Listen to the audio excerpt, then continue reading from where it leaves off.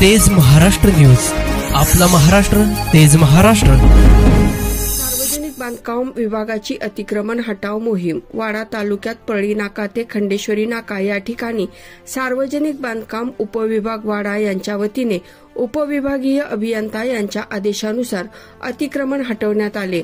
पालघर वाडा देवगाव राज्यमार्ग क्रमांक 34 हा रस्ता आहे। या रस्त्यावरील अतिक्रमण धारकांना नोटिसा देऊनही रस्ता मोकळा केला नाही म्हणून अतिक्रमण हटवण्यात आले।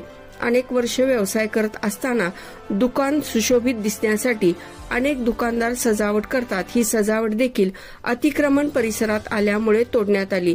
त्यामुळे दुकानदारांनी नाराजी व्यक्त केली।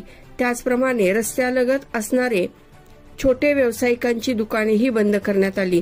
त्यामुळे छोट्या दुकानदारांच्या चेहऱ्यावर नाराजी होती। वाडा तालुका हे मध्यवर्ती ठिकाण असल्यामुळे मोठ्या प्रमाणात गर्दी असते, कधी कधी अपघातही होतात। म्हणून उपविभाग अभियंता यांच्या सूचनेनुसार अतिक्रमण हटवण्यात आले। आपण सर्वजण आम्हाला समजून घ्या आणि सहकार्य करा अशी विनंती सार्वजनिक बांधकाम उपविभागाने केली। या अतिक्रमण हटावमध्ये दुकानदारांना मोठ्या प्रमाणात नुकसानीला सामोरे जावे लागले आहे। तेज महाराष्ट्र न्यूजसाठी ईश्वर मुकणे, वाडा जव्हार।